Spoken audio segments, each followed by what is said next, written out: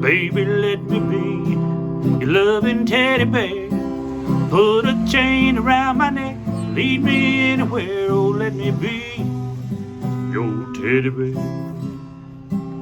Don't want to be a tiger. Don't want to be a tiger. Well, with all due respect, which is none, Mr. Elvis Impostonator, I said it's great to be an Auburn Tiger. Looks like it's that time again. Time to keep scrolling if you don't want to guess which U.S. state's on Old Country Boy's mind. Oh, hey y'all. How y'all doing? Who wants to play a little game? It's called Keep Scrolling if you don't want to guess which U.S. state's on Old Country Boy's mind. Imagine that. Alright, I'm thinking of a state. Let's get this by process of elimination. You want to? Okay, the official state dance. Now there's only 22 states that have the exact same dance, the square dance, as their official state dance. And this state is one of them. Look at that, we done knocked out over half of them right off the bat. You're welcome. Now, there's 20 states that have this exact same state beverage, milk, and there's 5 states, only 5 states have the mockingbird as their state bird. This state's one of them. We're getting close. Alright now, there's only 2 states in the whole country that even have an official state toy, the Etch-a-Sketch and the teddy bear. We're getting real close now. I find it really interesting that the teddy bear was actually not invented in this state. But there's an interesting story behind the teddy bear. In 1902, the governor of this state, Andy Longino, invited the president of the United States of America, Roosevelt, I think it was, invited him down to this state to go hunting.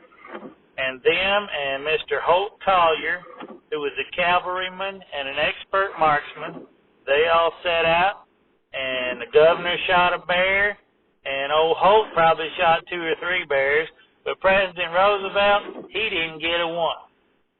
So they all went back to the lodge, probably to drink a beer and play some checkers. But then old Holt, he snuck out the back door. He grabbed his lasso, and he roped a big black bear and tied it to a tree. Then he come in there and said, Mr. President, I want you to come out here with me for a second. So they went out, and the president saw that old bear, and he grabbed his gun, and... Is that a rope? Man, I can't shoot that old bear all tied up like that. The whole country will laugh at me. The word got out. Some reporter wrote it up in the newspapers, and the whole country laughed at him for not shooting the bear.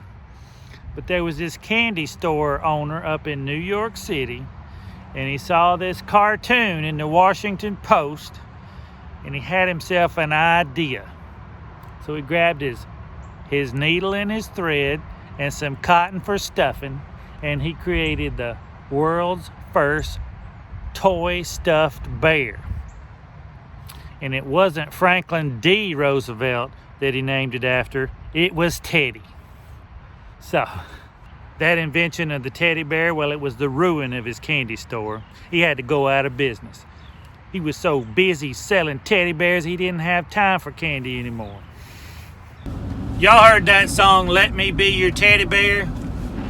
Well, you would have had if you was paying attention. So the fellas that wrote that song ain't from our mystery state, but that old boy that sang it is. All right, folks, I got another story for you about a man from this state named Bob Johnson. Back in the 30s, old Bob would sit down at the juke joints. He'd get the guitar out, and he would run people off. He was so bad. You know, people would come up to him and say, Bob, this ain't gonna work. So he skipped town for a while. He come back one day and said, oh Lord, here comes Bob again with that old guitar. So he sat down, and this time he was good. He was real good. So good, in fact, that he began to inspire other musicians and even spawn new genres of music. People said, how did he get so good all of a sudden? Some say he went down to the crossroads in this state we're talking about, and he sold his soul to the devil, and that's how he got so good. I don't know if it's true, but I know that the Rock and Roll Hall of Fame did say that Robert Johnson's music was the bedrock upon which modern blues and rock and roll music was built.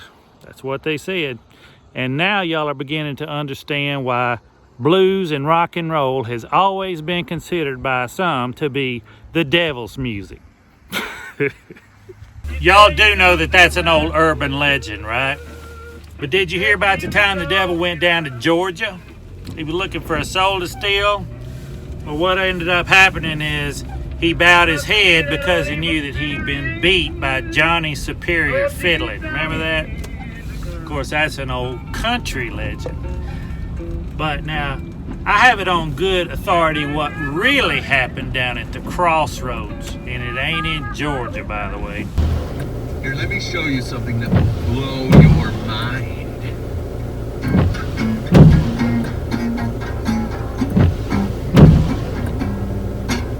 That could be you in 10 years. You know what? I think I'm just going to keep on teaching myself.